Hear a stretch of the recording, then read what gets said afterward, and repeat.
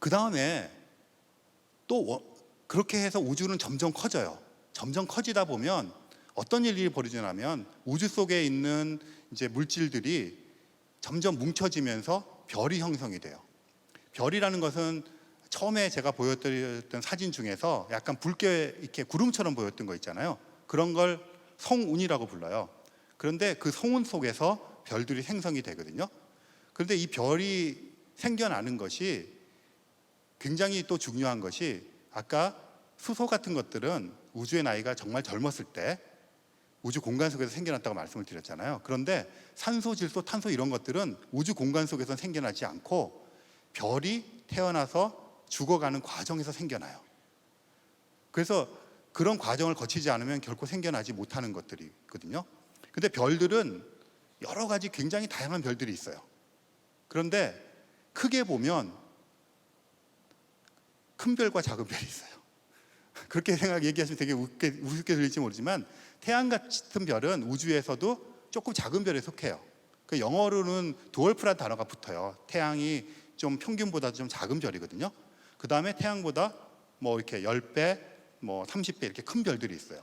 편의상 큰 별과 작은 별을 나눠서 생각을 해보면요, 큰 별이라고 하는 얘기는 그 속에 원소를 많이 갖고 있다는 얘기예요. 그 작은 별은 원소의 양이 적다는 얘기거든요. 그러니까 당연히 질량도 크고 큰 별이, 작은 별이 질량도 작고, 그러니까 밝기도 어떻겠습니까? 큰 별이 밝겠습니까? 작은 별이 밝겠습니까? 큰 별이 당연히 밝죠. 그런데 큰 별은 굉장히 크고 속에 원소를 많이 갖고 있는데, 그러면 원소가 많으니까 또 별들이 빛을 내는 메커니즘이 있는데, 제가 오늘 여기서 뭐 핵융합까지 설명을 하면 여러분들이 거의 뭐 패닉에 빠지실 테니까 그렇게 말씀은 드리지 않겠지만, 우리가 태양 같은 별에 빛을 보게 되는 원인이 핵융합 작용 때문에 그렇다는 말씀만 드리고 넘어가도록 할게요. 근데 핵융합을 하게 되면 그 아까 말씀드렸던 원소들의 원자 핵들을 이렇게 결합을 시키는 것이거든요. 그 얘기는 간단히 말을 하면 별이 자기 속에 가지고 있는 그 원소들을 태워서 소비를 하면서 빛을 내는 거예요. 근데 큰 별들은 태울 수 있는 재료를 많이 갖고 있잖아요. 그러니까 빛을 많이 낼 수 있고 오래도록 낼 수 있을 거라고 생각하실 거예요. 근데 정반대예요. 태양 같은 별은 100억 년을 살아요. 지금 태양의 나이가 50억 년이거든요. 그래서 한 50억 년 후에는 태양이 이제 죽을 건데, 그러니까 막을 수 없어요. 죽을 건데 우리는 걱정을 안 해도 되죠. 아직 50억 년이란 시간이 남아 있습니다.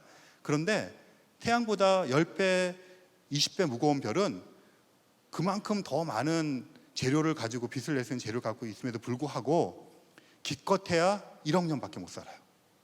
보통은 1000만 년, 100만 년밖에 못 살아요. 되게 이상하잖아요.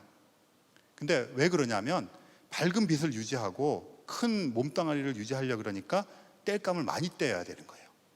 그래서 그런 큰 별들은 굉장히 다이나믹한 삶을 살고 죽을 때도 멋지게 죽어요. 근데 태양은 굵고 짧고 가늘고 비실비실하면서 길게 살아가는 전략을 택하는 거예요. 죽을 때도 별 볼 일이 없어요. 그래서 태양은 어떻게 죽냐면, 지금 보시는 게 이제 성운의 일반적인 모습이에요. 저기 색깔 나는 것들이 성운 속에 있는 기체들의 다양한 모습인데, 이게 보시면 배경에 보이는 게 성운이에요. 근데 중간에 꼭 알처럼 몇 개 동글동글동글한 것들이 있잖아요. 저게 별이 생기고 있는 과정을 허블 우주망원경이 찍은 거예요. 실제 사진이에요. 근데 저기 있는 동그라미들의 크기가 우리가 살고 있는 태양계 한 10배 정도 되는 크기예요. 우리 태양계도 옛날에는 저렇게 돼 있었는데 저런 동글동글한 구름들이 한 10배 정도 작아지면서 별이 생겨난 거거든요. 저렇게 생겨나서 태양 같은 별은 죽을 때 이렇게 죽어요. 앞으로 50억 년 후에 태양은 저렇게 될 거예요. 지금은 동그랗게 있지만 죽을 때가 되면 이제 그 속에서 연료를 다 태운다 그랬잖아요. 태우면서 원소들을 만들어요. 처음에는 수소밖에 없었는데 산소도 만들고 질소도 만들고 탄소도 만들어요.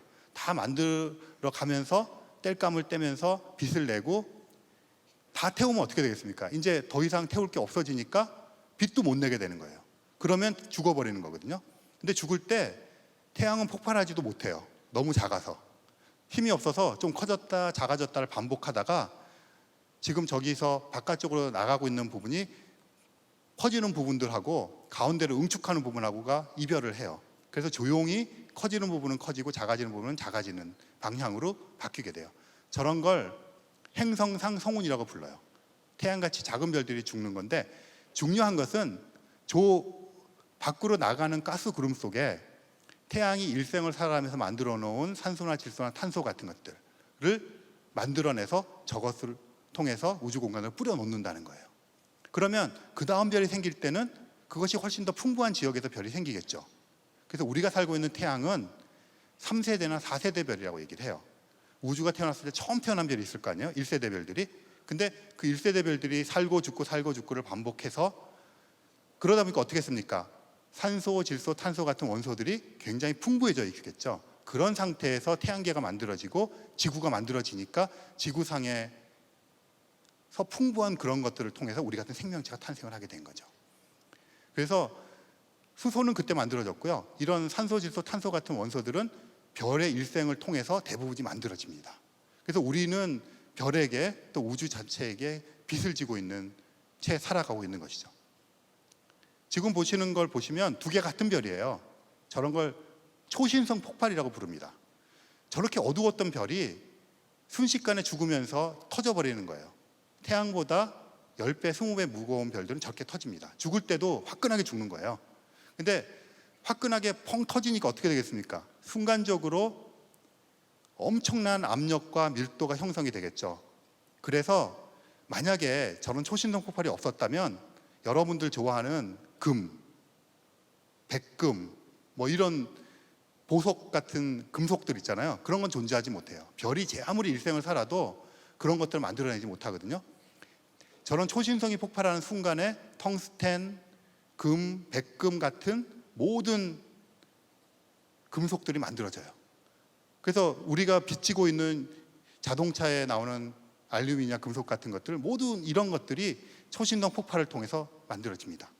정리를 하면 우주 속에 있는, 우리 몸속에 있는 이런 모든 원소들의 대부분의 수소는 우주가 처음 태어났을 무렵 38만 년 무렵에 생겨났고, 산소, 질소, 탄소 같은 원소들은 별의 일생을 통해서 만들어졌고, 금속 성분들은 초신성 폭발을 통해서 만들어졌어요. 그 세 단계를 통해서 만들어진 원소들을 가지고 우리를 구성하고 있고, 우리가 사용하고 있는 볼펜부터 시작해서 자동차, 비행기까지를 다 만들어내고 있는 것입니다. 그리고 그런 것들은 그때 만들어지고 지금까지 재활용을 하고 있다 하는 것을 생각하시면 됩니다.